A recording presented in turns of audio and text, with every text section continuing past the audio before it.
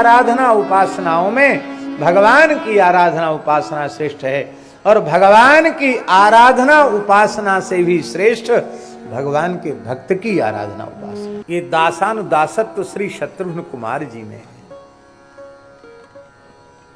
राम जी ने सोचा, भरत जी ने जिस भाव का आस्वादन किया, मैं उस भाव के आस्वादन से वंचित रह गया।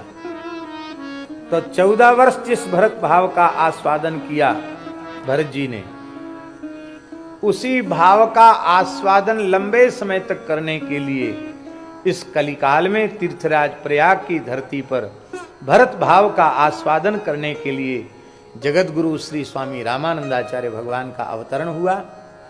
संपूर्ण जीवन श्री रामानंदाचार्य भगवान भरत जी की रहनी से ही रहे। भरत जी की रहनी देख लो, आचार्य चरण की रहनी देख लो, बिल्कुल एक रहनी है। तो भरत भाव सम्मिलित अवतार हैं श्री राम जी का रामानंदाचार्य जी, और लक्ष्मण जी शेषावतार श्री रामानुजाचार्य जी के रूप में आए। कलिकाल में साक्षात भगवान शेष लक्ष्मण वही श्री रामानु स्वामी जी के रूप में पधारे। पर भगवान ने विचार किया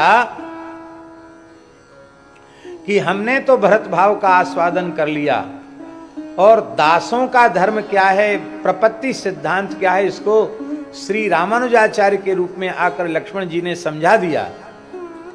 पर सेवा का भाव कौन समझाएगा? सेवा का भाव तो शत्रुघ्न जी के अलावा कोई समझा नहीं सकता।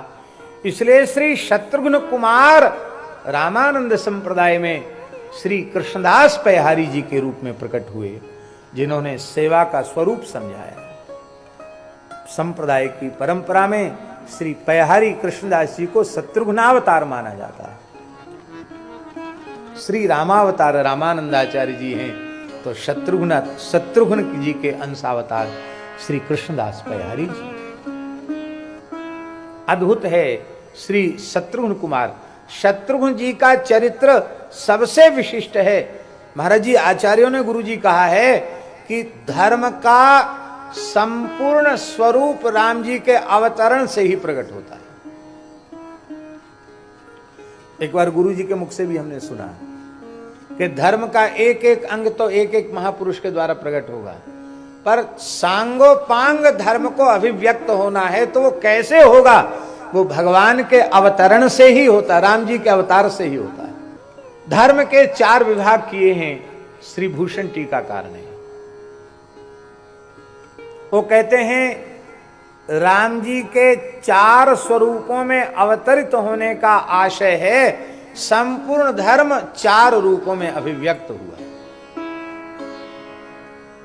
राम जी जिस धर्म का पालन करते हैं वो केवल धर्म है, निर्विशेष, उसमें कोई विशेषण नहीं आगे पीछे, वो केवल धर्म है। धारणा धर्म मित्याहु धर्मो धारयते प्रजाः, धर्म है। ध्रियते येन स धर्मः, धारणा धर्म मित्याहु, वो धर्म है।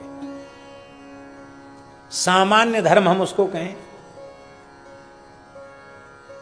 सामान्य शब्द सुनकर आप लोग ऐसा मत सोच लेना कि वो फिर उपेक्षणीय है, नहीं। उस धर्म के, जिसे हम सामान्य कह रहे हैं, उसी धर्म के ऊपर सारा धर्म टिका हुआ है। इसलिए नींव में, मूल में होने के कारण वो सबसे विशिष्ट है। आज उसकी ही उपेक्षा हो रही है। अहिंसा, सत्य, अस्तेय, शौच, इंद्रिय निग्रह आदि जो 10 धर्म के लक्षण हैं, उनकी सर्वाधिक उपेक्षा इस समय है। और इसको छोड़कर लोग, वर्णाश्रम व्यवस्था को छोड़कर लोग फिर भगवान की भक्ति करना चाहते हैं, फिर कथा प्रवचन करना चाहते हैं, फिर वेद वेदांत की चर्चा करके अपना कल्याण, दूसरों का कल्याण करना चाहते। कैसे होगा भाई? सामान्य धर्म का एतम सामासिकम धर्मम चातुर्वर्णे ब्रवीन मनुहु, उसको हमने त्याग दिया है। राम जी उस धर्म को निष्ठा पूर्वक पालन करते हैं। रामो विग्रहवान धर्म, राम जी मूर्तिमान धर्म है। लक्ष्मण, श्री लक्ष्मण जी महाराज, लक्ष्मण जी का भी धर्म सामान्य धर्म सब में है। वो सामान्य धर्म के जो सारे लक्षण राम जी, वो लक्ष्मण जी में भी है। लेकिन लक्ष्मण जी का धर्म राम जी से कुछ और विशिष्ट है। विशिष्ट इसलिए है कि राम जी के धर्म का संबंध है लोक से। मर्त्यावतारस्त्वेह मर्त्य शिक्षणम रक्षो बधायैव न केवलम विभो, हनुमान जी कह रहे हैं। तो मर्त्य शिक्षण ये राम जी के धर्म के आचरण का प्रयोजन है, नहीं स्वयं के लिए उन्हें क्या आवश्यकता है। वो किसकी संध्या करेंगे, किसका जप करेंगे, किसका तर्पण करेंगे, किसकी पूजा करेंगे, किसका श्राद्ध करेंगे, उनके लिए क्या जरूरी है। अरे भाई, जो स्वयं सबके आराध्य उपास्य पूज्य वंद्य परमात्मा है, परब्रह्म है, उनको स्वयं कुछ करने की क्या आवश्यकता है। पर मर्त्य शिक्षण के लिए राम जी करते हैं। तो राम जी का संबंध, राम जी के धर्म का संबंध संसार से है, लोक से। सामान्य धर्म के सारे गुण सत्य लक्ष्मण जी में विद्यमान हैं, पर लक्ष्मण जी के धर्म का संबंध लोक से नहीं, लक्ष्मण जी के धर्म का संबंध परलोक से नहीं, लक्ष्मण जी के संपूर्ण धर्म का संबंध केवल और केवल श्री रघुनाथ जी से। राम जी ने कहा, लक्ष्मण देख लो परिस्थिति कैसी। भरत और शत्रुघ्न तो गए हैं ननिहाल, ननियौरे गए हैं, और हमको पिताजी के सत्य की रक्षा करनी है, हम बन जा रहे हैं, और तुम भी हमारे साथ ही चलोगे।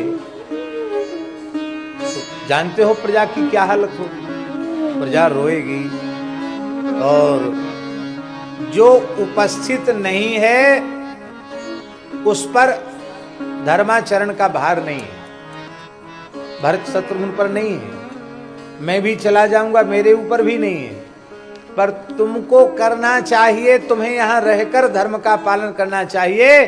और तुम्हारे रहते हुए यदि प्रजा रोई तो जानते हो उसका क्या परिणाम होगा।